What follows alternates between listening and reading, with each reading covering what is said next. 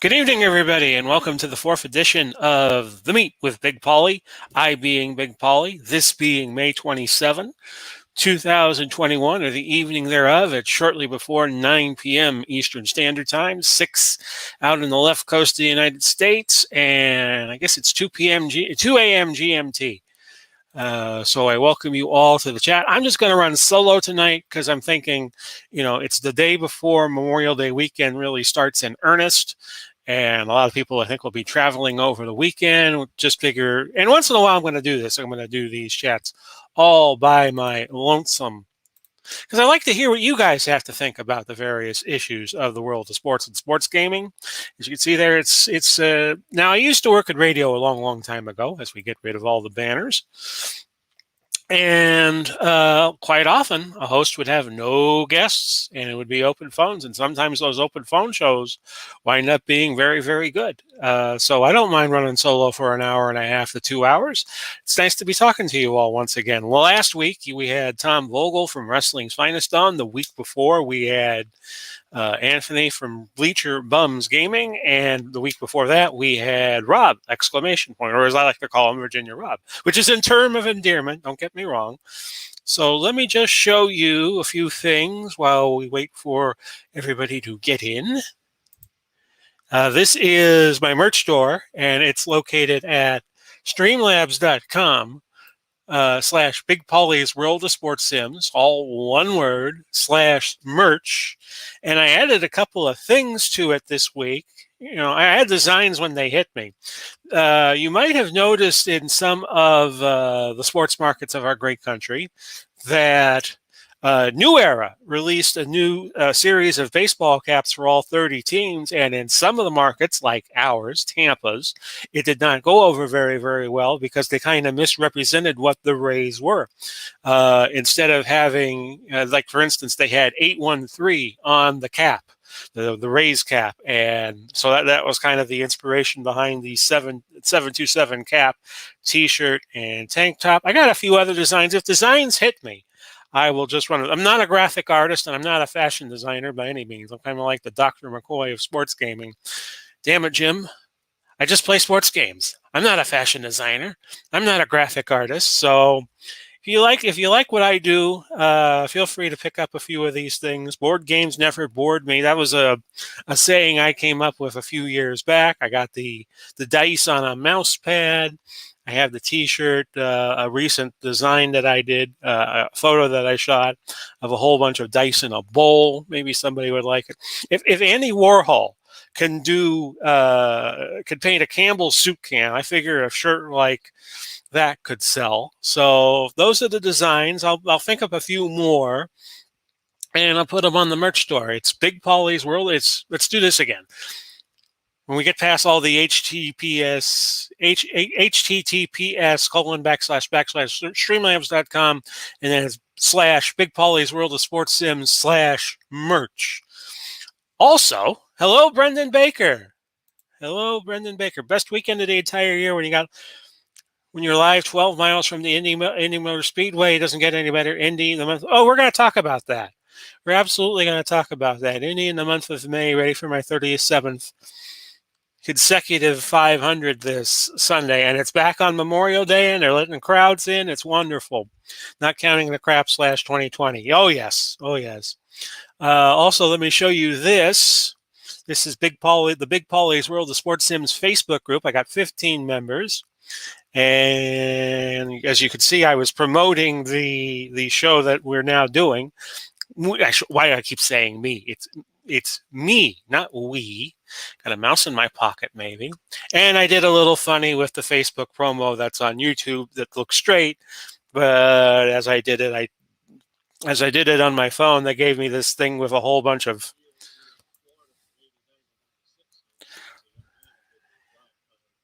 Yeah, I just dipped into the video, and it's just me and about 100 clones of me telling you what's going on. I put up my Wrestling's Finest GSW, the stuff that I put on the GSW message boards on Delphi. I put it on here too, so you're not missing it.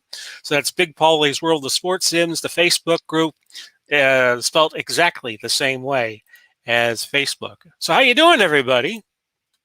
Brendan chiming in and saying, I'll be recording the first lap just as an exclusive for Big Pauly's Facebook page. Absolutely. Absolutely. And I would put it up. I would put it up too, Brendan. Absolutely. If I do not break any of the... there's still the IRL. I think they changed the name of their association, right? The IRL. Used to be IRL, and I think it's something else. Could be wrong about all of that. So yeah, I showed you the 227 merch that I had, and the New Era hats and the New Era paraphernalia did not get well received because they made the error of thinking the Rays play out of Tampa. Yes, it's called the Tampa Bay Rays, and by the way, they won today 7-2 over Kansas City. Kansas City has to go on their next tour stop. Shane McClanahan, nice Irish-American name. He pitched a good game today for the Rays. And the Kansas City pitcher, Singer, could not keep runners off base. They were all stealing bases on it. I'll do it. No, it's IndyCar. IndyCar, okay. Combination of IRL and a version of the car. Yeah, that's right. They merged. At one point, there were like two different auspices. And then they merged and became one again because they were probably both losing money hand over fist. As I take my first swig of water during the show, I'm behind a hot computer. All right, there's a hot computer right behind me, and I'm behind two monitors, so I'm going to definitely drink a lot of water during this next hour and a half, 2 hours. So yeah, they put 813 on the Tampa Bay Rays cap. And where they play from is Tropicana Field in St. Petersburg. Maybe not for too much longer. Maybe by the end of the decade that changes and they move to Montreal. But we'll get to that in the months and years ahead. But they play where the area code is 727. 813 is basically Hillsborough County, which is Tampa, which is where the Buccaneers and the Lightning play.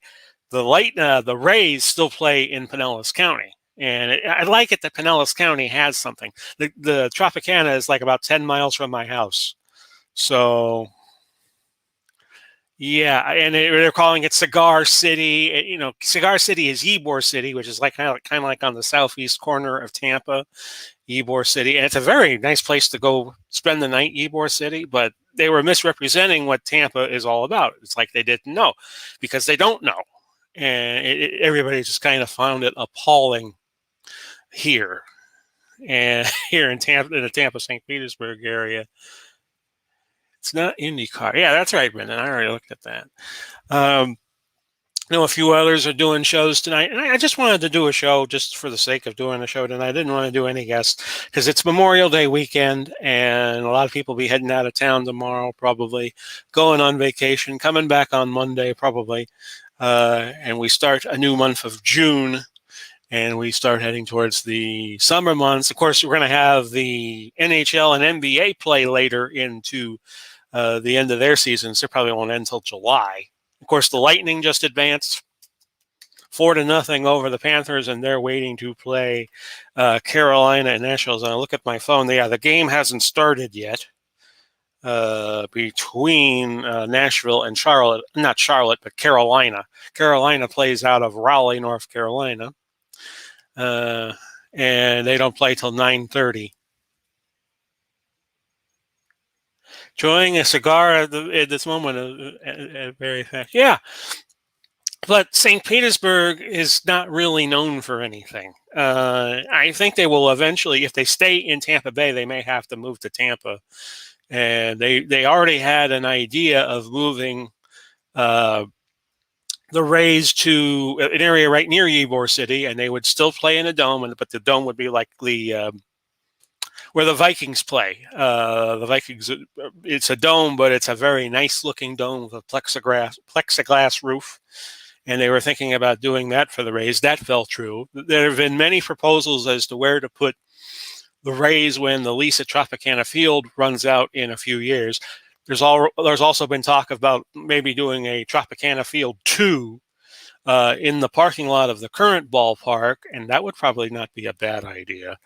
not a lot of parking space at Tropicana anyway. It's kind of like the stadium they built in Las Vegas for the Raiders. Not a lot of parking room. You're just going to have to scourge for your parking spot. I would love to visit that someday because I've been to Vegas a few times, and I want to get to Vegas one more time. That's on my bucket list. So I'm 49. I'll be 50 in a couple of months. So yeah, that's going to be quite an endeavor to get to Vegas again. But definitely would want to visit Allegiant Stadium where the Raiders play. Something else. Did you all see the Javi Baez play? The Cubs against the Pirates earlier this afternoon. If you haven't seen, I put it up on my Facebook group. I didn't know that there was a rule that says a hitter going to first can retreat. You think that loophole would have been taken care of throughout the years of baseball history. This is the 145 years into professional baseball. Professional baseball started in 1876. And you would think by 2021 they would have figured out that, you can't, and they'll probably make the rule of this, that you can't go back when you hit the ball. So Baez gets trapped going from home to first base, but the throw to the first baseman is offline. So he has to put the tag on Baez, and Baez, instead of continuing to go to first base, has a rundown between first base and home. It lasts long enough. The Cubs had a runner on second. He scored. Then Baez took off for first base. There was a throwing error. Baez got to second base, another throwing error, and he wound up with I guess I couldn't call it a double. They had to call it an error and an error.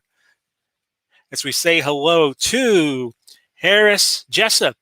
It's only allowed in MLB. Otherwise, once you start towards home plate, the ball is dead, batter is out, and all runners return to the original base.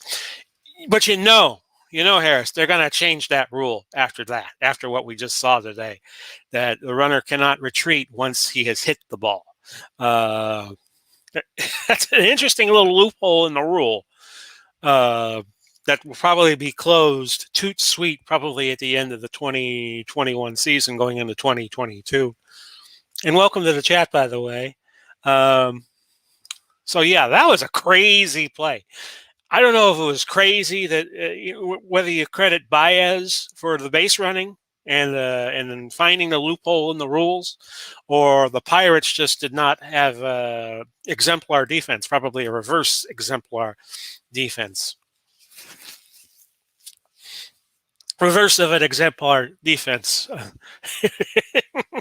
But, what does Jim Rome always say? If you're not cheating, you're not trying. Well, I don't know.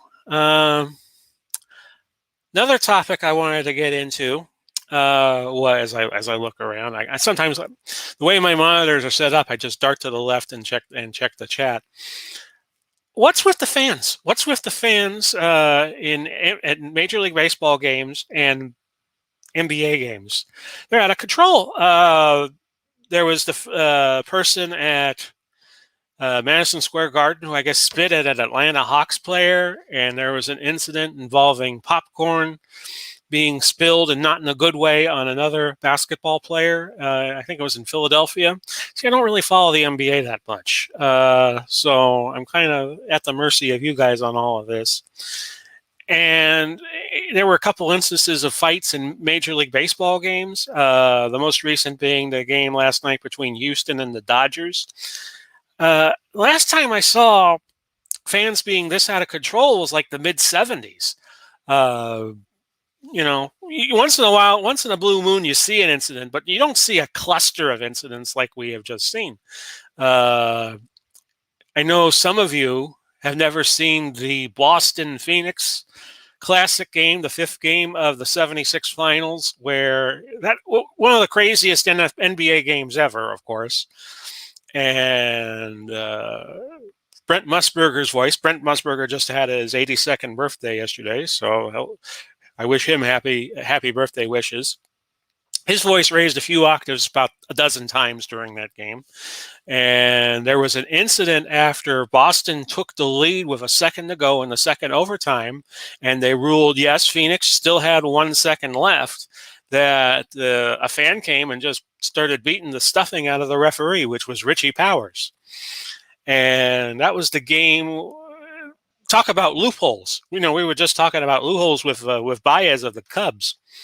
That was the game where Paul Westphal calls the timeout he didn't have, because under the rules of the time, had they just put the ball, if they did not call the timeout, they would have had to go the length of the court in 1 second. With the timeout, Phoenix was able to move the ball up to half court after Boston hit a technical foul to go up 2 points. So it was a smart thing to do at the time. And wouldn't you know it, Gar Hurd from about 20 feet out, nice little jumper, tie game. They go to a third overtime, but Boston eventually wins it, and then they eventually win the series the fall, like a couple days later in Phoenix. So loopholes, yes. Players sometimes are always going to be a bit smarter than the officials and the rules are going to be. Yeah, that was a bad fight between the Dodgers and Astros fans last night. And a couple of nights before, there were 3 gals getting into it with I think it was the same game. Joe West broke the umpiring games record. 3 women got into a fight. And I was talking about that with Dave Gardner's chat the other night. And Dave Little, who some of you know on YouTube, he does the Heartland Wrestling. He does the Dice Wrestling game, and he does Legends of Wrestling, I believe it is. See, here I go drawing a blank on that again, and I'm not trying to intentionally or anything like that. Sometimes I just draw a blank. And he was saying that as the lights flicker a little bit here. No, I paid everything. Don't worry, folks. Don't worry. I'll still be here. But anyway, that the girls kind of looked rough, and after the fight, they probably looked a lot rougher. So that was the Cardinals and the White Sox interleague games. This is happening. You'd think, you'd hear of an isolated incident here or there when, like, say, the Dodgers play the Padres or the Dodgers play the Giants. But, it just seems that there have been a lot of incidents as of late. I know the fans are just being allowed to come back in earnest now with COVID receding, and we hope it continues to recede. Excuse me a moment.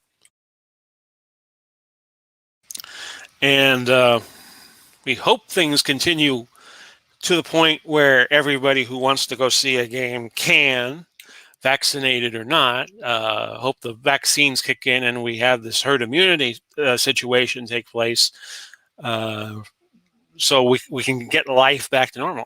And you could be skeptical and you could say, will life ever return to normal after the last year or about 15 months that we have been going through COVID? Let's hope so. That's all I would say about that.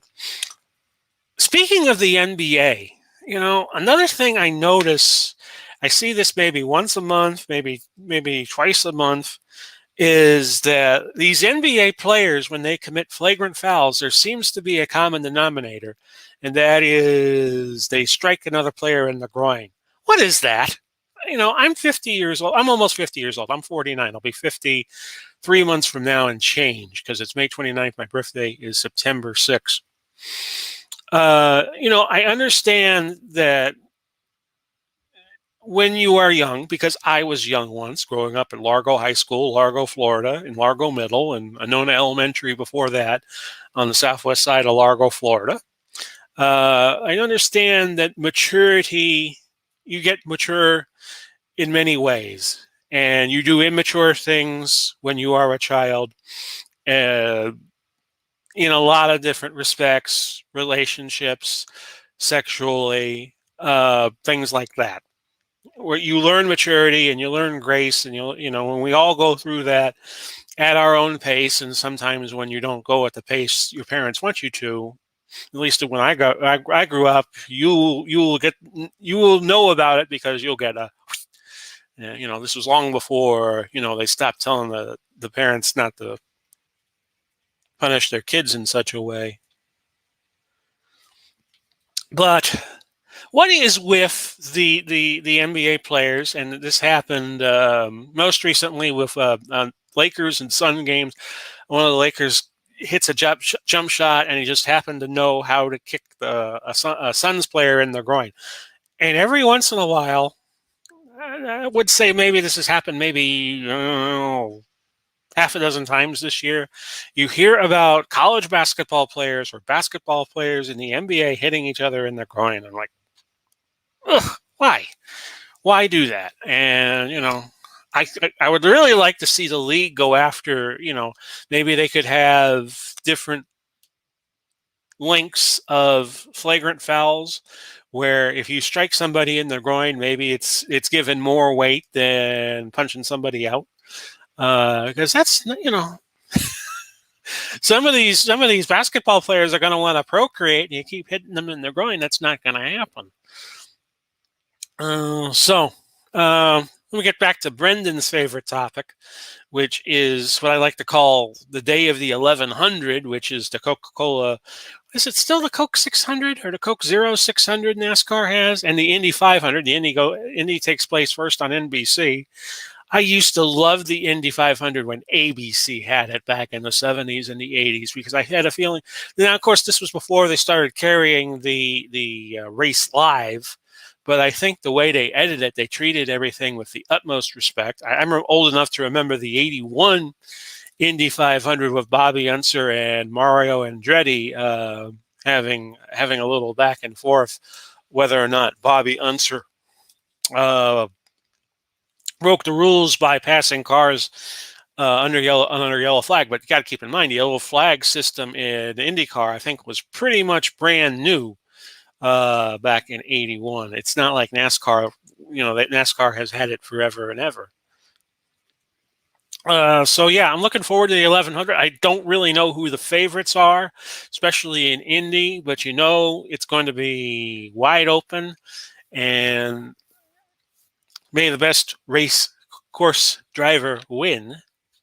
You mentioned Brent Musburger, says Brendan Baker, legendary broadcaster, tuned into a Kentucky-Georgia basketball game 4 years ago, Rupp Arena, and it was Brent's last broadcast. Legendary voice. Yeah, Brent went on and was working for VSiN out of Las Vegas, and he did his shows, and they were more suited towards sports betting. And he stopped doing that when COVID happened, I guess for his protection and so forth, because he's in his early 80s now. I'd love to see Brent write a book, although I don't think it'll ever happen.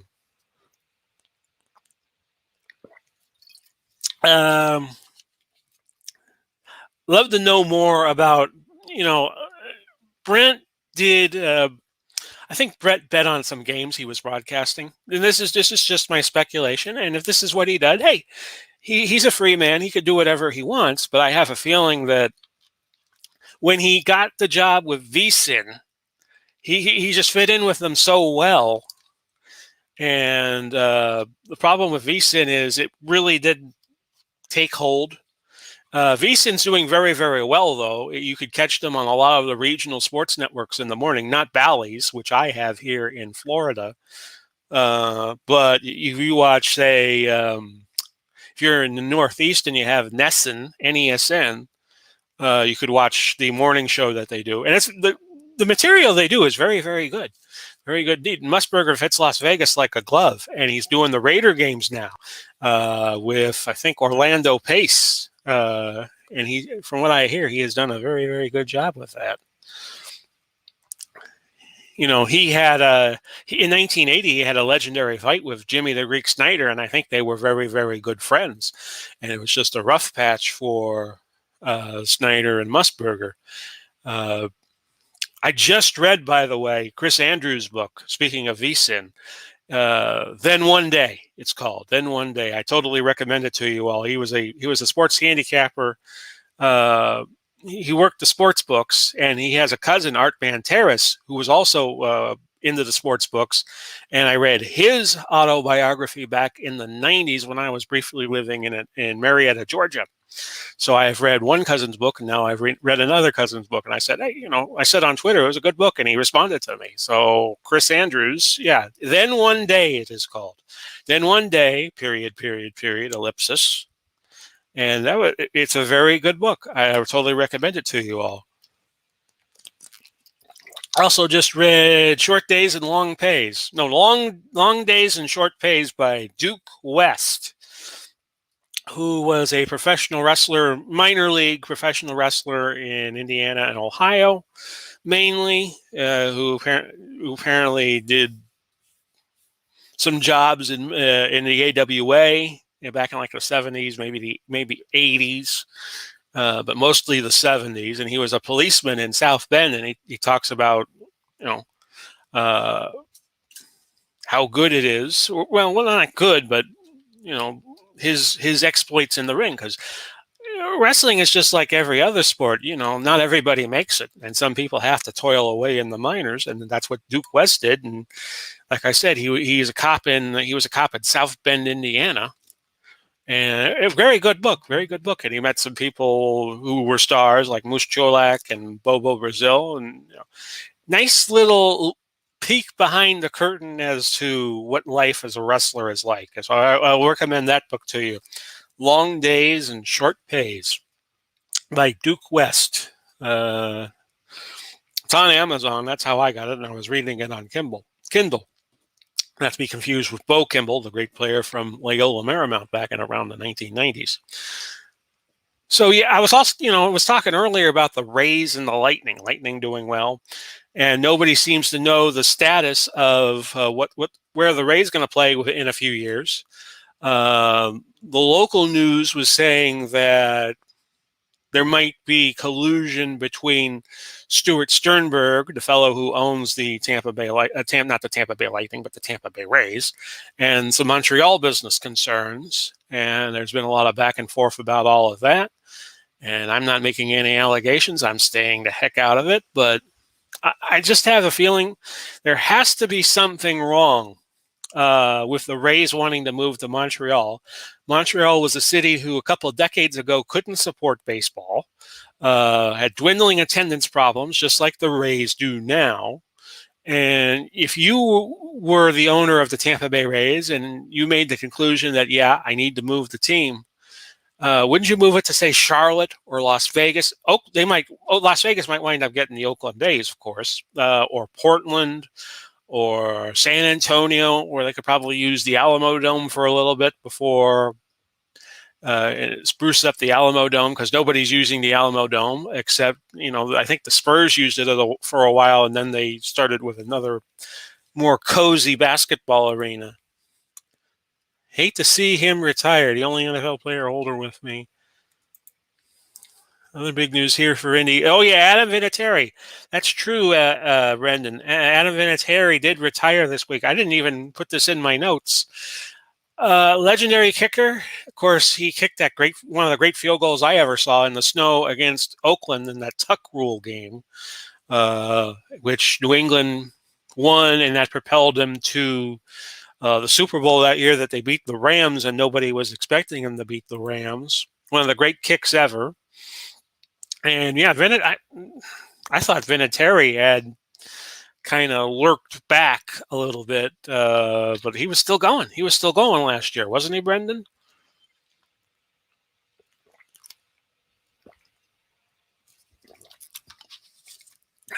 Yeah, that is something. Also wanted to mention getting back to the games, getting back to do a little project docket here. If you have Action PC Football 2021, they released a patch last week, and with the patch, some of the bugs they had, like for instance, I was building up the HTFL rosters. We're going to resume with the HTFL come September, and they fixed it so you could have 100 players on the teams, and that's what I'm going to do. Is I'm going to have 100 players on all the 32 teams.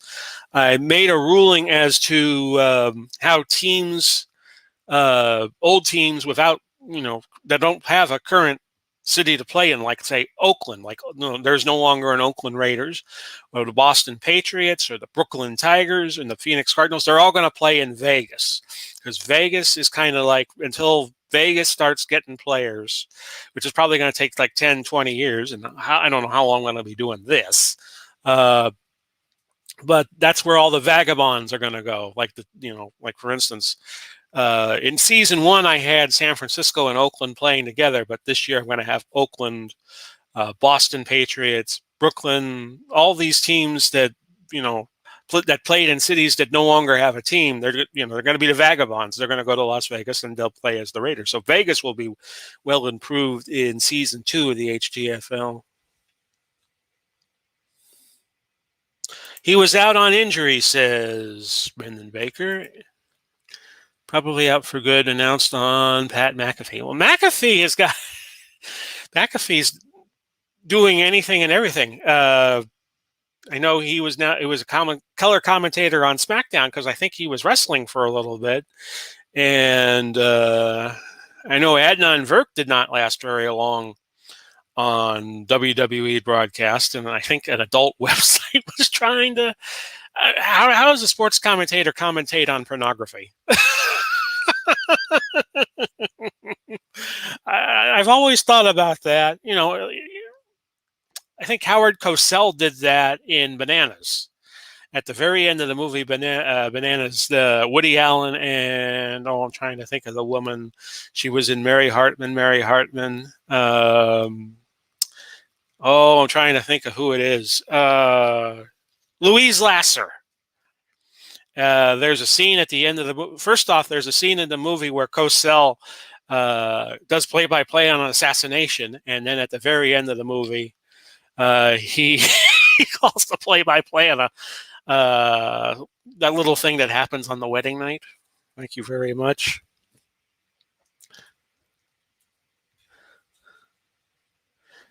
Brendan's asking some good questions. Pauly, I went to look at your live OOTP Perfect Broadcast Sunday, and I stepped away from the internet for 10 minutes, and it was over already. How are your PT players? I'm not doing too well this year, Brendan. And when I do the live stream on OOTP, it usually takes me about 10, 20 minutes to do. In fact, I can look at it right now, in fact. I don't think I would be breaking anything to look at it. It's coming up. I'm currently in bronze, struggling. Yeah, everybody is struggling this year. I think they're attracting new gamers. And we have another patch that has come out. A new patch is available right now. If you're using Steam, it'll automatically update. Okay, so I got to download a new patch, which I'll probably do tomorrow morning. Right now, I got 6,506 points. In fact, let me show you. Well, I'm going to share the other screen first. In fact, no, I can do it by window. Here we go. There we go. I have 6,506 points, but I'm still in the Stone League. So I'll probably buy a whole bunch of cards. Yeah, I know you got a patch. Thank you very much. I can just show it to you here. And I got good players on the team, but every year, Perfect Team just keeps getting more and more competitive. And you could always watch the streams again, Brandon. You could always watch them again and replay them when I'm done with them. Let's see. This year, I am season. We find myself here. I'm 60 and 38. I actually might make the playoffs this year /season, /week. Yeah, I'm 2.5 games ahead, but I'm third in the league I am in. I'm 6th in runs scored, 2nd in runs against. I tightened up my pitching on the last. I got Robles, Hale, Odell Hale, Moises Alou, Noma, Garcia Parra, Michael Conforto, Hank Lieber, Brendan Lowe. Keeps getting hit with the Tampa Bay Rays. I think he's gotten hit on back-to-back nights. Will Smith, Salvador Perez. And my starting rotation is Bueller from the Dodgers, Coakley, who is an old-time pitcher, Denny Nagel, Andrew Heaney, James Paxton. I got 3 lefties. Sonny Gray is my new stopper. And I got Owen Castillo in setup roles. Minter, Moreno, Rogers, Johnson, and Barcelo are my relievers. Barcelo is my long man. So that's how that's going.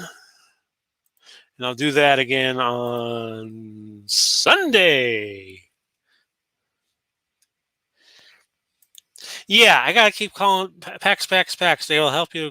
See, what I was doing is I was just trying to do big upgrades. And that's where I have gone astray a little bit. They will help you with collections. Luke tells me that all the time. Luke Brown, little by little, which helps you get more packs. Yeah, you're right. You're absolutely right. We both have the same Sonny Gray card. I didn't even know Sonny Gray was a stopper now. Shows you how sometimes I don't follow everything. So back to the projects that I'm working on. Of course, we got Grand Slam Wrestling. I'm working on Grand Slam Saturday for this weekend, which I'll air at 7 o'clock. And when I do it during the week, I just do main event, and I just put it all together. It's kind of like a compilation of how I do things. I was telling you, the HTFL will get back to come September. We're hoping for that. What else can I tell you? The franchise hockey manager. We're coming to a critical point with the franchise hockey manager series where I take the Tampa Bay Lightning and see how fast I can get them to prominence. I'm in 1995 right now and going into April with next week's episode. And I'm hoping we can make the playoffs. With the random acts of OTP, I had a big cluster, with that Tuesday night. Less said about that, the better. And I did a game from my 71 project. So I'll check for a patch after I do, either tomorrow morning or later tonight when I am done with this video that I am doing, this live chat that I'm doing right now. And so I'll check all that out. I didn't see anything on Twitter about a patch, so maybe I should just double check that real fast and see if anything was said over there. Of course, OOTP, they do a whole bunch of live streams and live chats, and they're doing one right now as I speak to you. At 9, whatever it is. It's still 9, whatever it is. It's 9:36. Oh boy. And sometimes my Twitter freezes up. That's been happening a lot lately. The phone freezes sometimes, and sometimes let's see here. Let's see my notifications. Oh, wait a minute. What other park? Baseball. I'm on them right now.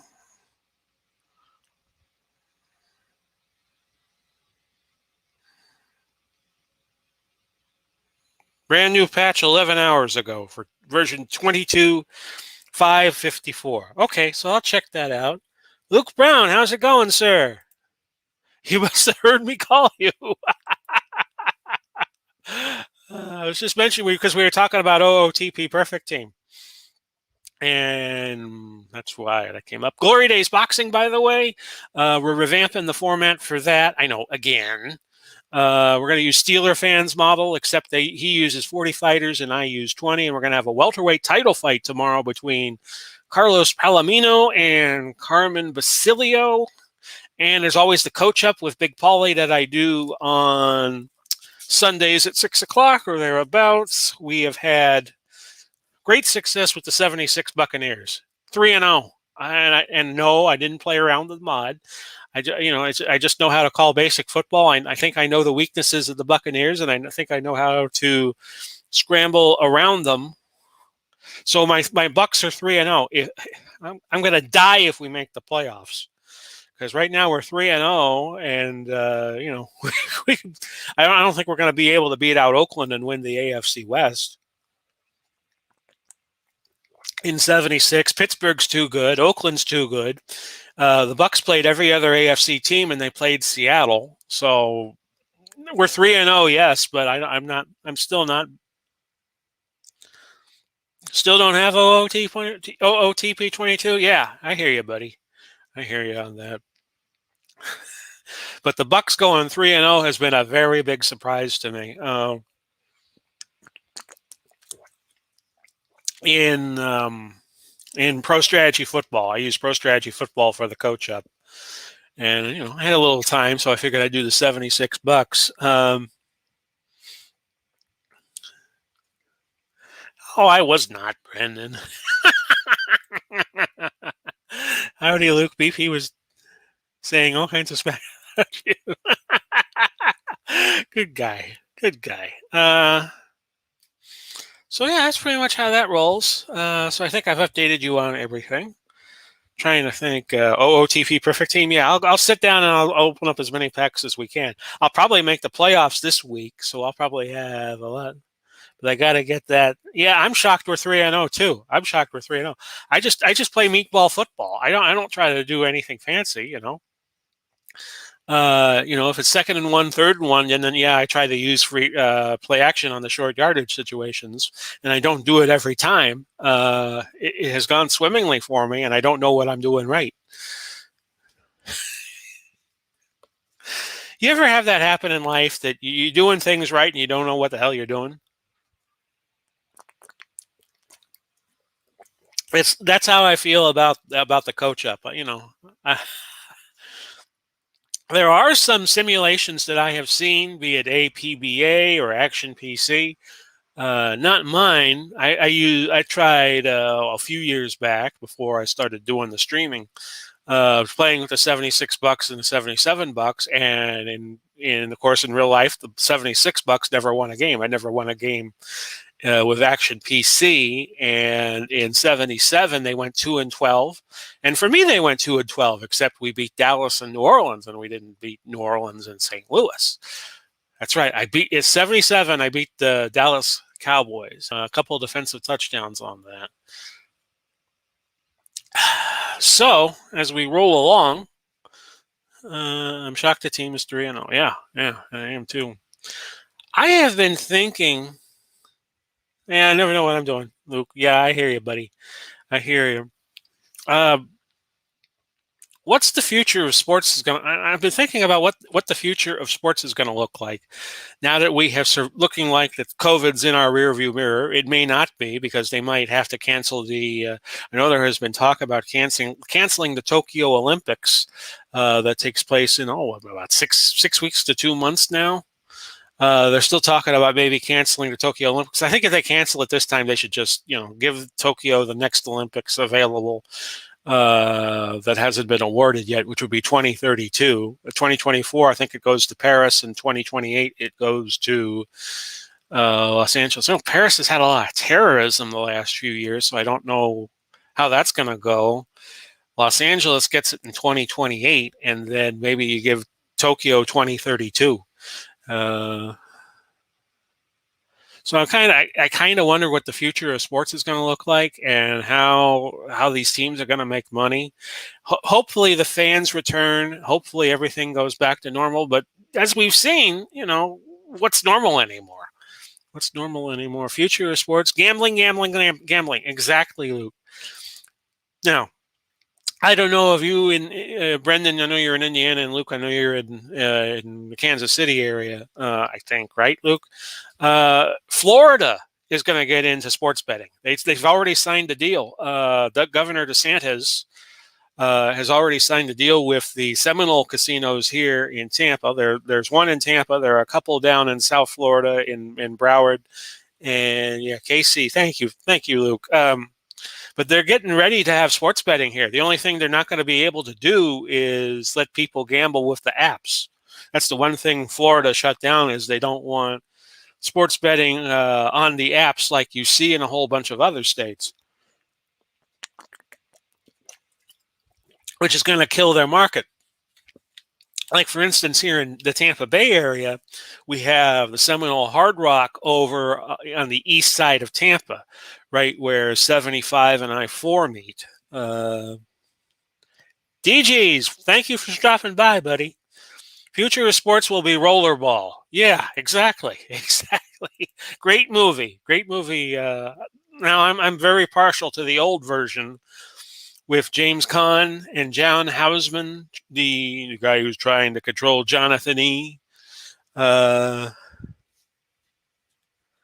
DJs, thank you for dropping by, sir. I know some other people are having chats tonight, or having games tonight, like Dave Gardner, and I know RJL is doing his All-Star game tonight. But I wanted to do something because I didn't want to let too much time go by and try to keep the meat going as a weekly series. So uh, we're going to do guests most of the time, but we're not going to do it every time. There's going to be a few times during the month where I'm just going to run solo, maybe once a month, maybe once every 2 months or something like that. As I blitz through my water here, the meat is my favorite show. Thank you, DJs. Thank you very, very much. And what I'm thinking of doing next week is just I'm just going to do this in reverse and do a potluck show where anybody who wants to come on the video. If you got a webcam and you got a headset, you got a mic, can come on. And I'm thinking about like doing something like that, doing like a round table. Probably doing that next week, which would be June 3rd. So any of you listening to this now or later, you want to do what I do, let me break you in. So, I think the more of us doing these kind of shows, like Al has his chats and Dave has his chats with Ron, and he does the podcast with Ron. They did a whole bunch of shows, Dave and Ron, the spring of last year, and it kind of got me hooked and got me interested in doing all of this. And, this, as they often say, this is a golden age for the low-tech sports gamers. And I don't know how long this is going to be around. Awesome. Thank you, DGs. I don't know how long this golden age is going to last with COVID going away and receding away. A lot of people had a lot more time. I think a lot of people will be working from home when all this is said and done, because you never know. It's still there. There are still COVID problems all over the world, like India, Japan. I know Brazil was getting hammered pretty good a couple of months ago. So we're just going to, and Australia is locking down again. The Australians are locking down again. So this is going to just continue to play havoc with the sports schedule, and we just got to hope that it stays away from North America, so our sports life can get back to normal. I have not gotten my vaccine yet. If things continue to look good in the next month or so, I will probably go out and get the shot myself, just to get it. Because I think they're going to punish people who don't get it by saying, well, no, you can't go to a Rays game until you get your shot, and you can't travel until you get your shot. I'm not saying that's right. I'm not saying that's wrong. What I'm saying is I think that's how we're going to be segregated for quite a while, the people who get the shots and the people who don't. It's already happening in some parts of the country, of course. It's already happening in, I think, New York. When people go, I think New York's going to bring the fans back. And like, for instance, like Mets and Yankees games are going to be an area of the stadium for vaccinated people, and there's going to be an area for non-vaccinated people. Here in Florida, they're bringing Rays fans back to 20,000 a game in June after they play this series Saturday and Sunday with Philadelphia down here. Very rare Friday off for the Rays tomorrow.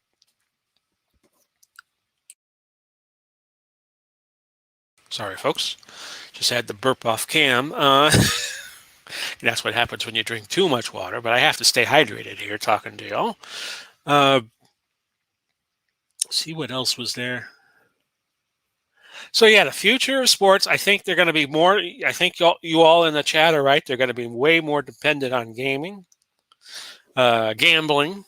I think The esports games are going to play a role in that. I think they're going to use esports. They're going to use the high-tech video games. I consider what I do and what some of us in our community do low-tech games, but I like the low-tech games because you could do more with them. You can't, when you play Madden 21, you can't have the Rams and the Saints play at the old Coliseum. You could do that on an earlier version of Madden, or you can't have them play at Tulane Stadium where the Saints used to play before they moved to the Dome. There's what they do. There are limitations as to what they do. You can't take the $76 and play them in Madden, or you can't play the 1985 season on Madden 21. That's why I like OOTP, and that's why I like the lower tech games, because you can mix and match and you can play any darn game you wish to play. So that's how I see it. And let's see what we got here. It's like a scarlet letter. And I'm not trying to go into a political diatribe here. I'm just saying it's how we're going to be segregated. If you are vaccinated, you don't need to wear a mask in the grocery store. I haven't been to a grocery store since late December. What I do, and my mother is here, and she's been has become ill as of late. God bless. And what we do is we get deliveries. We get Walmart deliveries. We use Walmart. I sparingly use Publix, the Instacart, on some occasions. And Walmart, you got to do it in advance. You got to do it several hours in advance. And if you want such and such a product, you might not have such and such a product. With Publix, that's a much lesser problem to deal with. Usually, if you order something, they will let you know if they have it. With Walmart, they tell you have it, and then they tell you about an hour before delivery. Oh, sorry, we can't get it. Starbucks just opened back up for seating. Yeah, and I think this is going to be a big story in the sports world. Is all the leagues opening up for spectators again, and how that affects. Now that they're back, can they stay in line? And we've been having a lot of fan incidents as of late. It's looking like I hate to say it, like European soccer, and some of the stuff that went wrong with European soccer in the '80s, like the Heysel disaster. And I can always remember the Hillsborough incident, where a whole bunch of fans were in a very tight space, and they just all couldn't breathe in the same air, and a lot of them got crushed to death. A little less than 100 people died watching an FA Cup semifinal, and that was very, very tragic.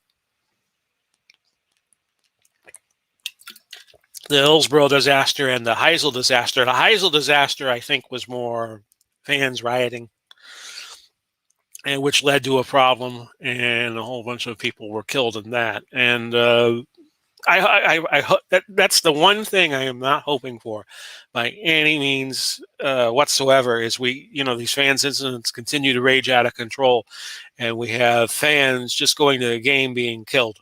Because I think that happened a few years ago at a Dodger game. I think it was either a San Diego fan or a San Francisco fan.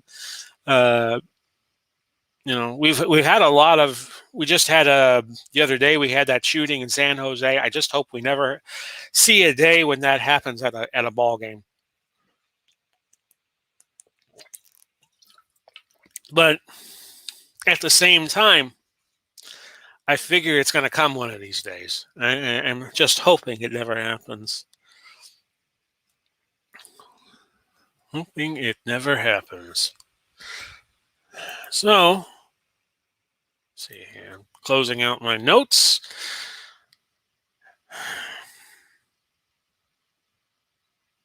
And now I draw a blank.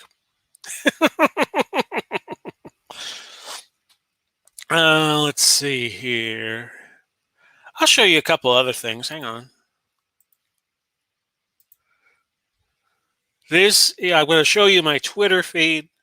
I don't plug Twitter too much because Twitter is, I use Twitter just to promote my brand, but I really don't think much of Twitter, to be totally honest with you, especially these days. Scotty Too Hottie, yeah. Well, you'll see what happened to him this week, DGs. Kind of and sort of. My whole GSW Saturday night is going to center around the junior heavyweight division and what happened with it. So let me see here. Share screen. I'll show you my YouTube feed. I hope there's nothing nasty on it. I don't think there'll be anything nasty on it.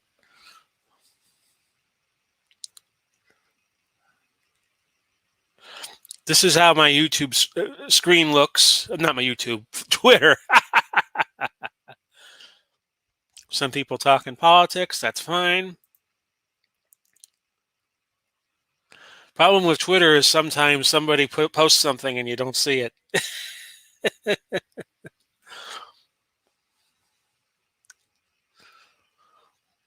Until it's too late.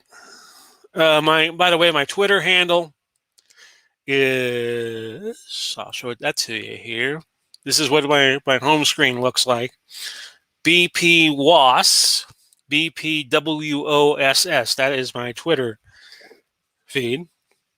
As you can see if you look at this little cat here on the upper right, that's my cat, Harry. I was posting that a week ago.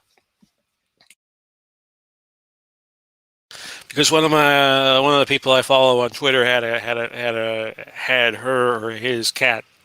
Well, her cat actually. It was a woman, but the cat may have been male or female, and I didn't catch it. Died at 13. Just died when they found him or her, and I was telling them, hey, my cat's about to be 13. So I share that with you. Okay, where was I going to go next? Oh yes. I also run a WordPress page, and here that is. Big Pauly's World of Sports Sims. And when I am done with this chat, I am going to post it on here, and you can just go back in time and see what I have been doing day by day by day.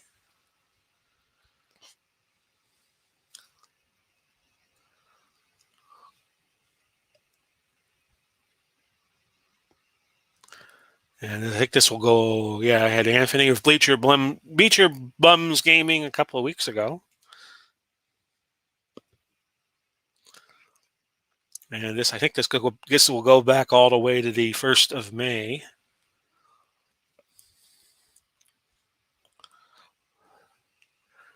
And this was the first chat I did with Rob, ! Hope he's doing well.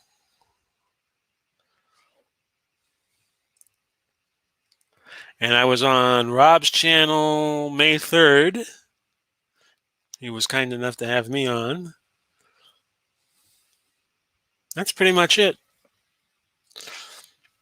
I should give you the website address. Big Pauly's World of Sports Sims.wordpress.com. That's Big Pauly's World of Sports Sims.com. Good evening, Dave. How are you, sir? We were just talking about your broadcast, and you were telling me about the fight they had at Comiskey Park. Was it Comiskey or was it Bush?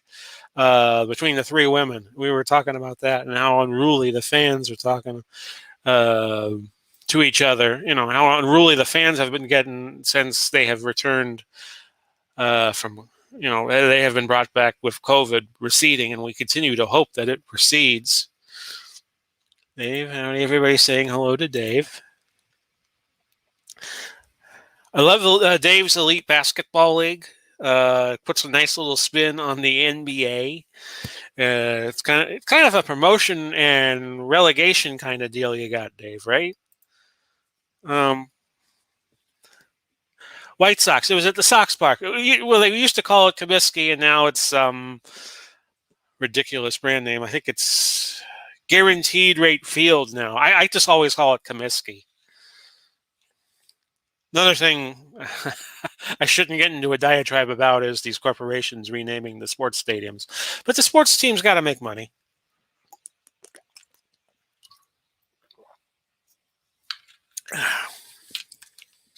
White Sox, yes. Let's see here.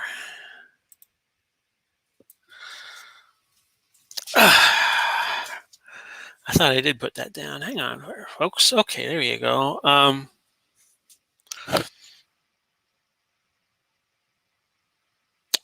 Yeah, the way I see it, New Comiskey. Yeah, I call it that too, Dave. New Comiskey Park, the second Comiskey Park, kind of like the third Yankee Stadium, which was actually only two stadiums and not three. Um, they just refurbished Yankee Stadium, called it Yankee Stadium 2, and then they moved, and then Yankee Stadium went to another place. Went to a game at Old Comiskey. Well, New Comiskey was under construction. I went to, in 1996, I went to a couple of Atlanta Braves games while they were building, they had built the Olympic Stadium, but it was not Turner Field yet. It was not Turner Field yet. You could see, like the one last game I went to in '96, they were playing the Giants, and the Giants had Barry Bonds. Just give me a little moment, folks. I'm gonna take some ibuprofen because I have a tooth that is troubling me. So just stand by, folks. I'm gonna take care of this real fast so I can continue on. One of the perils of live chat is things happening like this. And we'll probably go about another half hour. We're at an hour and a minute now.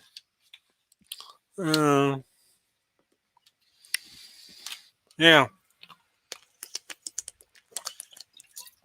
And forgive me for doing this on camera, but sometimes you just got to deal with what you got to deal with.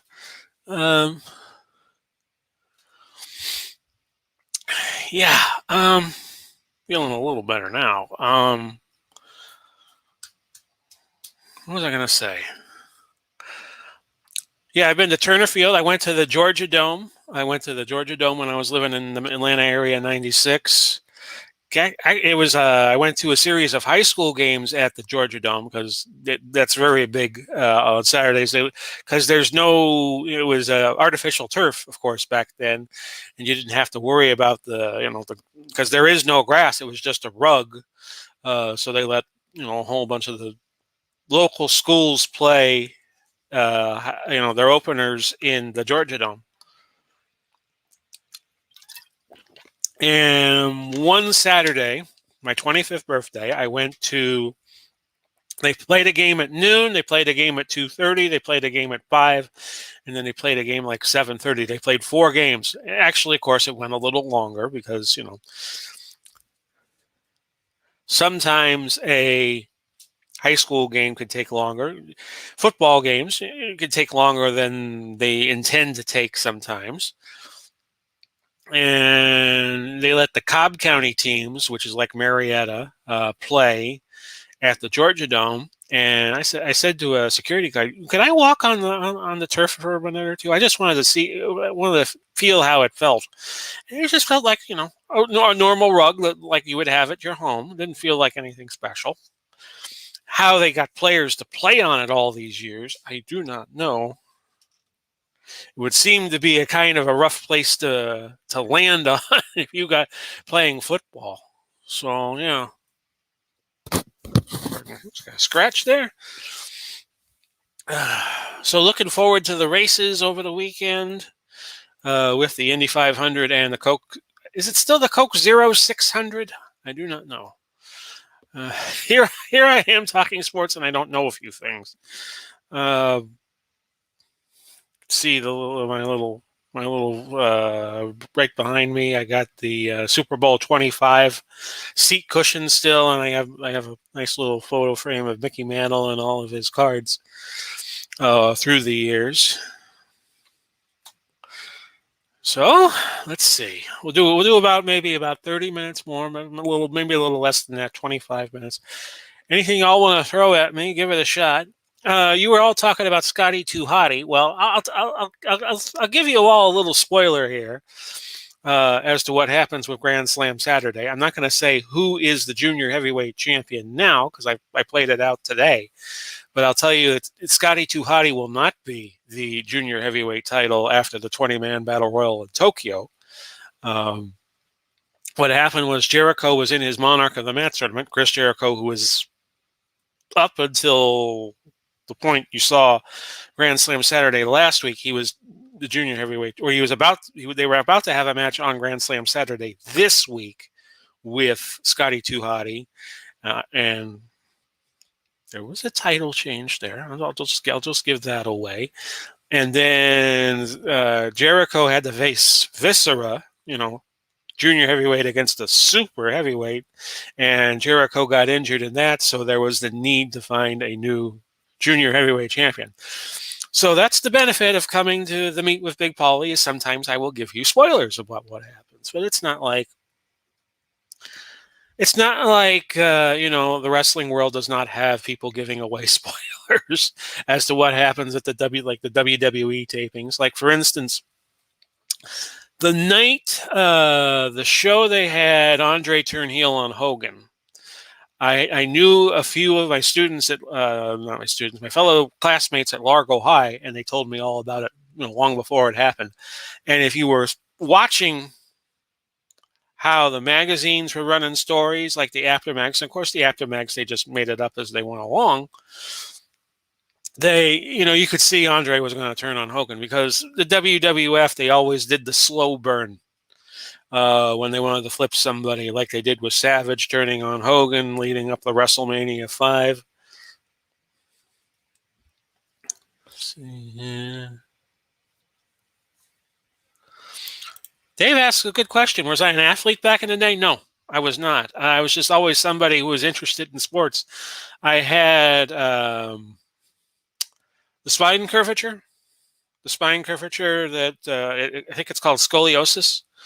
I had that in middle school, and they found that they give scoliosis tests back in the 80s. They gave in the middle schools in Pinellas County. They gave everybody a scoliosis test, whether they wanted it or not, and they found that I had the curvature of the spine. And my parents did not want me to play football. They didn't want me to play. I probably would have wound up playing football if I had not had scoliosis. So I wound up doing the stats for the local football team, which was the Largo Packers, and it's not like the Green Bay Packers. Well, it could be. The Green Bay Packers, they packed tobacco, and that's how they got their name. Here in Largo, back before it got all urbanized, back when I was growing up in the 70s and 80s, the main way of doing business in Largo was they would take oranges off the trees and they would ship them all over the country. And that's why our school was named the Largo Packers. We've had a few players make the NFL, Dexter McCluster, and the coach of Largo now is Marcus Pascal. He played for the Baltimore Ravens for a little bit. And Leonard Johnson is from Largo High, who had a good career as a defensive back for the Bucks. I think he played for New England at a point. He played for Carolina at a point, and he went to college at Iowa State. 1-900-909-9900. You remember the old WCW number, Dave? Very good. So anyway, I did stats for the football team my last 2 years of high school, junior and senior. And I also did the public address announcing for the basketball team my senior year, the varsity team. Whenever they played a home game, there was a good coach at the time named Pat Healy. Pat Healy was a good coach in the area. He had a good coaching job at Dixie Hollins, which is now called Dixie High School, not too far from me in Kenneth City. And then he got hired by Largo, and he wanted to have a guy do the public address announcing. And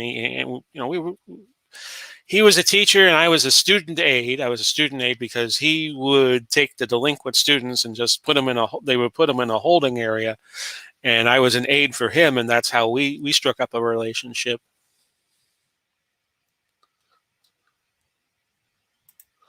Good question from DGs. Did you participate in any high school activities like school newspaper or radio? Well, after I did the stats for the football team, and I did stats for basketball, and I did PA. I worked for a string of radio stations in the Tampa Bay area back when they all didn't go to automation. I worked for WTAN in Clearwater, starting in '89. I worked for a microfilm company before that, and you just process documents all day. And I worked for WTAN. I worked for, which was 1340, and they were just putting on anything they could to make money. They were losing money hand over fist there. But the very first thing I ever did at WTAN was I ran the board for a Cubs game, the Cubs playoff game with the Giants, which I think was the third game of the NL playoffs that year. And Dwayne Statz, who is the play-by-play guy for the Tampa Bay on TV here on Bally's, was doing the radio commentary of it for a few innings. I think they let, if I remember correctly, Harry did the radio.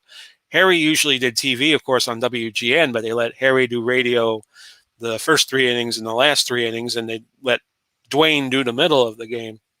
Talk about how time passes.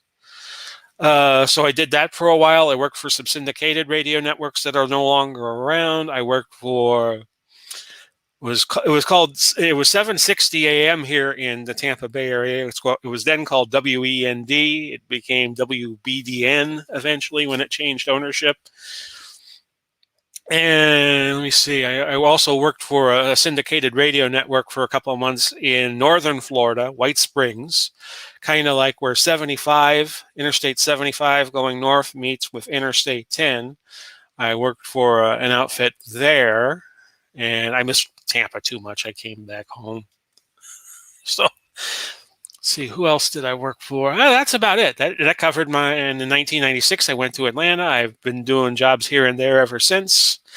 And that's kind of like how life has been going lately. Let's see what Brendan's saying here. I spent some time on and off in the radio business for years before I got into percussion teaching business. Enjoy my days on the air. Announced a number of demo derbies as well. Demolition derbies. Oh, that must have been fun, Brendan. See what else I did. But a lot of the board operations that I did revolved around sports. When I worked for WBDN, WEND, then later WBDN, I ran the board for Clearwater Phillies baseball.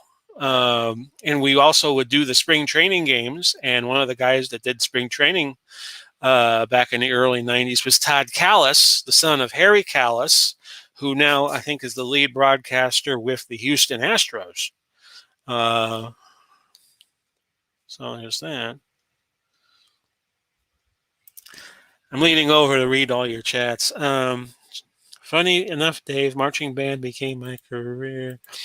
Dave says, I played Pee Wee football until weightlifting became a requirement. Then I switched to the marching band. Yeah, there were a lot of kids I went to high school. Some of them are my best friends still now that were in the Largo High band. In 1978, the Largo High band won a world competition. I believe it was in Asia, where they judged might have been Europe as I come to think of it. I was 7 when this happened. To Largo. And the Largo High Band they won a worldwide competition, and they were the talk of the town for a very long time after that. There was a great pride in being in the band of Largo High. They called it the Band of Gold, kind of like I don't know if they kind of got the name from the Free to Pay song, Since You've Been Gone, All That's Left is a Band of Gold. I don't think they got it from there. I think it's something that probably outlasted the Free to Pain song, and a few people have covered that over the years that I like. Belinda Carlisle, Bonnie Tyler, a few people have remade the song and have made it their own, and I kind of like it when songs are remade and you like to hear how this artist or that artist covers it. I listen to a lot of music before I do these chats. I was listening to I like listening, like, say, 70s and 80s music the most. So yeah, and that's how I know who covered Band of Gold.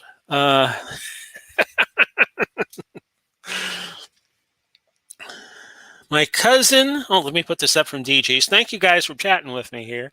My cousin is the host of the fan sports show in the Carolinas, Chris McLean. What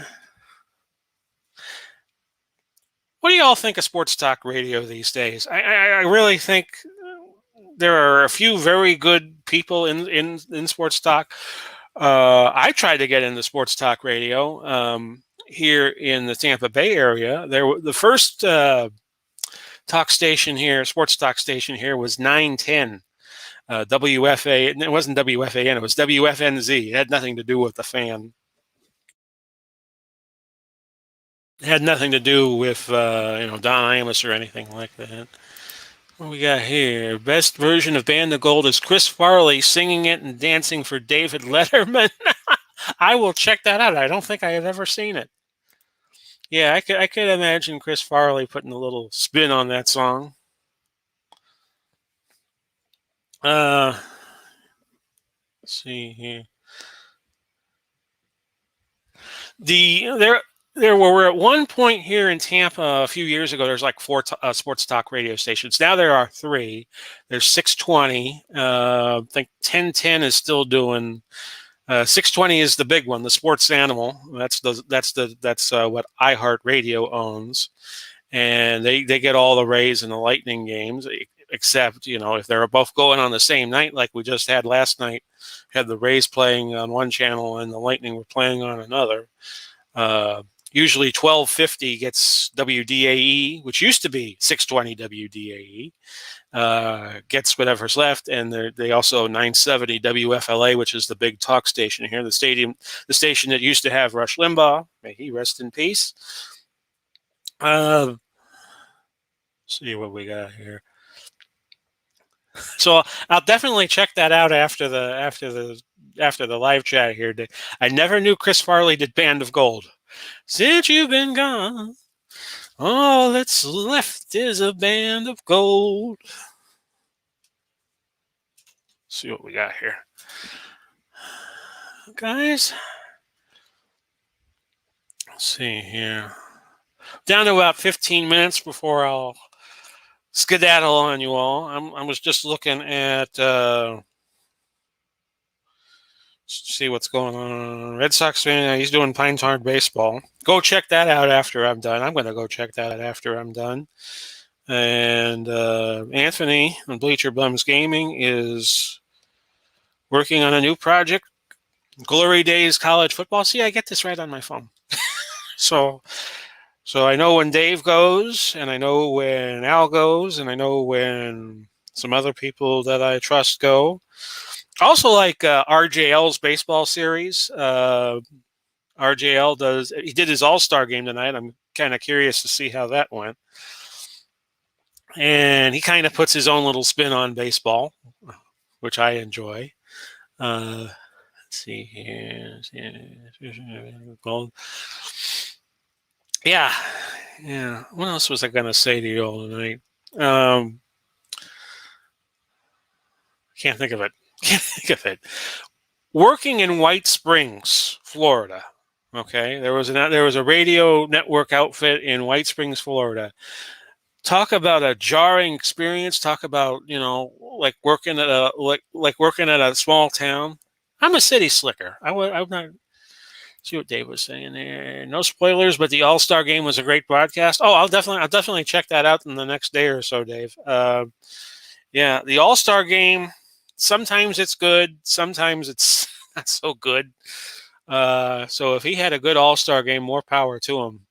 It takes a lot of work to make an All-Star game work, especially baseball, because you got all those pitchers coming in and out, and you try to give everybody playing time. And sometimes it works when you recreate it, and then sometimes it doesn't. Sometimes it doesn't. Yeah, Dave, I was slipping back and forth between the All-Star game and Pauly. Oh, folks, go watch what you want to watch. I'm not going to be offended if people people don't tune in. I wanted to do an open phones chat tonight because I need to get better at doing these chats. And I just need to get through the learning curve. And if I'm not doing a great job tonight, then so be it. And and I'm the same way. When I watch people do their streams, it's kind of like C-SPAN for me, where I'll watch a stream that's on tape. You know how C-SPAN, like if Congress is not in session, how they program, like they'll show something on tape, and then we have something live. We'll go visit what's live, and then that's over with. We go back to tape. Like C-SPAN, C-SPAN 2, C-SPAN 3, they kind of all. Well, I don't know about C-SPAN 3. Beg your pardon, folks, for doing that on camera, but sometime I didn't want anything hanging out here. That's when I'm not doing a project. Like on Saturday nights or on Wednesdays, I try to leave myself a couple of days, just keep everything flexible in case there are emergencies and I need to shuffle things around. That's how I do it. That's how I watch things. Like I'll sit down like 6-7 o'clock and I'll see RJL doing his game, and I'll see what Dave's doing, and I just shuffle back and forth between all the live stuff. And if there's nobody live, then I just watch the best stuff that's been done on tape. Well, not on tape, but I mean that were previously recorded. And I have fun with it, and I have fun. I got two monitors here, and whatever's on TV. Whatever on TV, like the Rays game or the Lightning. Of course, the Lightning now go to play. Well, we don't know who they're playing yet. If Carolina wins tonight, then they will play them. Carolina Hurricanes, and if Nashville wins tonight, then they go to a Game 7, and we won't know till Saturday night who the Lightning get, and they'll go on the road. They were the third seed in the Central Division, so they're going to have to try to steal some games on the road in order to win. No, that's the thing about the Rays. They're so great on the road. They are like 19-7 so far, but they're about 500 at home. You see that a lot nowadays, where there are just the best teams are very good road teams, where they will win more games on the road than they will win at home. And it's kind of very quirky how all that works. Of course, they were just playing a series in Dunedin, which is not too far from here, so it was kind of like a home series for the Rays. That was a bonus.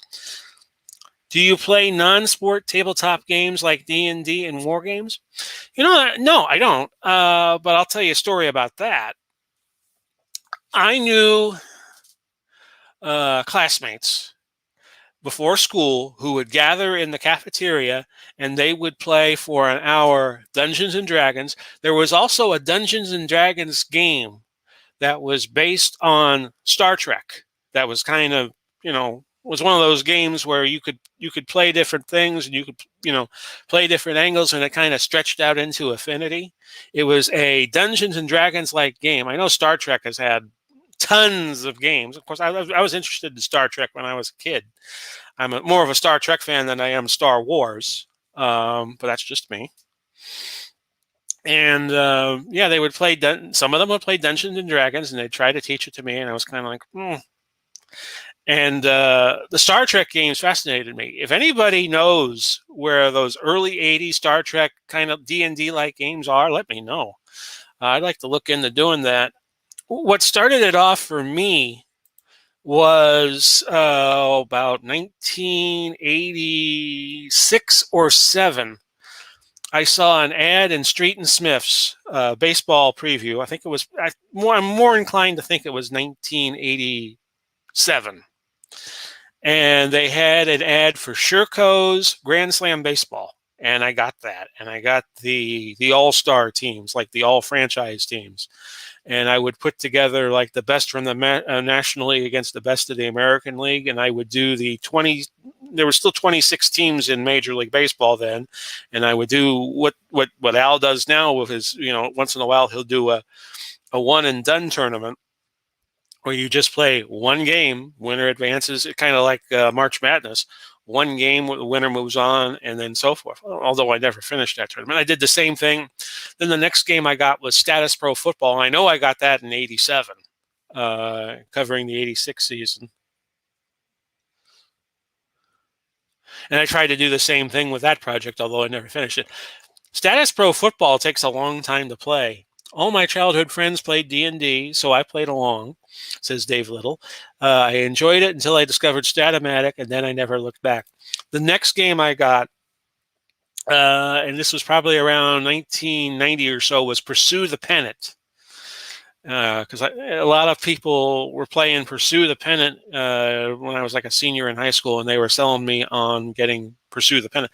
Might have been earlier than 90 because I graduated 1989, and they were telling me the one thing I was curious about is how do they handle pitchers hitting, and they told me, I said, that will work. That'll work. And that's how I got hooked on Pursue the Pennant. I put my own little, long before I read Universal Baseball Association, I put together like an 8-team league and just put together the players, and I would randomly draw, and they would, like, for instance, I take all the catchers of all Major League Baseball, say they had 52 catchers, say they had 2 catchers on each team. Some of them had 3 and some of them had 4 probably, but I would just draw and I would make the best teams out of the 8 teams I had, just doing random draws. Dynasty League Baseball uses the Pursue the Pennant system. Now, see, you bring up a good point here, DGs. I would say, late 90s, I started playing, I got a computer for the first time in 1996, Christmas of 1996, and I was on America Online.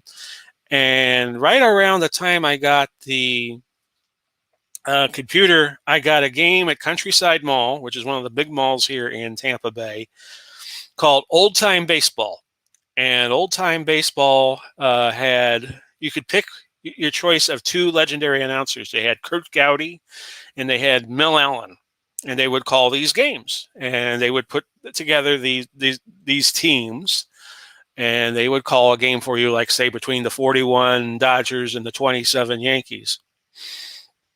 But it was very jumpy. It really, sometimes you would just hear Kurt Gowdy say "roof," and then with another inflection say he's hitting 0 for 3, something like that. It was what we would consider today to be archaic, but it worked. It worked, and I loved that old time baseball game. And I think I eventually got the Tony La Russa game to go with it, so I could use the modern parks of the time. Of course, this was right before Tampa Bay and Arizona got teams to go to 28. And what's going on there? I also got Front Page Sports Football, which was a bit of a complex game to put together if you don't want to use the NFL teams they gave you. Howard David, who was the guy who was a sports talk show host down here in Miami, well, a little farther down than I am, and he got ridiculed a lot by Neil Rogers, who was a legendary talk show host in Miami. Howard David, he was the guy that did the Mislu game, the bowl games on Mislu, but you never saw him. You might see him a time or two during the year, and Neil used to call him Mo Howard David. So there's that. But Howard David eventually worked for the Dolphins. He called the Dolphins games, and I think at one point he was doing the Monday night games on CBS. And they talked him into providing the play-by-play on a future edition of Front Page Sports Football. And I wish I still had that.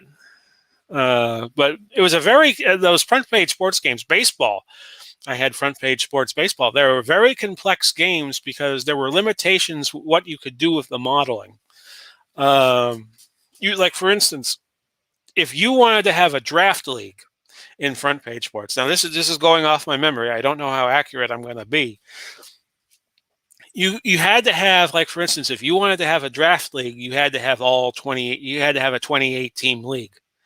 Actually, back then it was 26. Same with football. If you wanted to have your own little draft league, you had to have all the teams in it. Otherwise, it would not work unless you want to just, like if you wanted to have an 8-team league, you could only pick from 8 teams. So that's why, front page sports really didn't work out for me.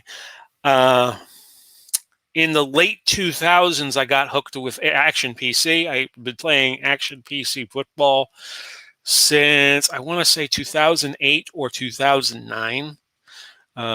Title About Boxing was another game I used to play around 2010 a lot. The Jim Trunzo version, the 2.5. The 2.5 was their best version. They came out with some subsequent versions that were terrible. So I played Title About a lot, and I played Action PC football a lot. I have every season, and I'm not trying to brag, I'm just going to tell you this straight. I have every season on Action PC from 1956 to 2020, and I have a few before 1956. But I figure from 56 onward, that's when pro football boomed, and I really didn't see the value of getting, I have some great teams on there too, like, the teams early football history, like from 55 backward. I have the historical set, and that's what I use for the HTFL. So that was pretty much it for a few years. I picked up 2 editions of Action PC Golf, 2016, and then again 2020. Love the all-time great set on that. The one thing I like about Action PC is they have some great all-time sets.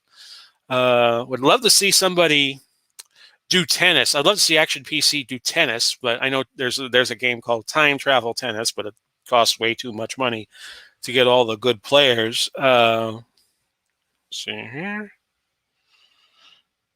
Oh, the game started between Nashville and Carolina. They're 1-1 after the first period. That's a game of interest down here. So, guys, I'm going to wrap this up. We have been going an hour and a half. Next time I shall take more notes doing these open phone show. Thank you very much to Brendan Baker, DG Sports Patrol, Dave Little. Let me see who else dropped by for a little bit. As I scroll up, and I go off screen. Luke Brown dropped by for a little bit. I thank you, sir. And I had somebody else chat for a little bit. Harris Jessup. Thank you all for tuning in. I hope you all catch this later. If you couldn't catch it live, as YouTube will have it for all time for posterity. And this has been Big Pauly coming to you, wishing you well. Godspeed. God bless. Glory Days Boxing tomorrow. We're going to have a welterweight title fight. Carlos Palomino against Carmen Basilio. And we're going to crown our first champion in the Big Pauly's Boxing Commission. We have that for you tomorrow. Grand Slam Saturday will be 7 o'clock Saturday evening, and that should probably last, about 45 minutes to an hour or so, as I've been taping all the main events I've been doing through the course of the week, and I'll be putting that together tomorrow night. Godspeed and God bless everybody. We'll do it all again soon. Bye-bye for now.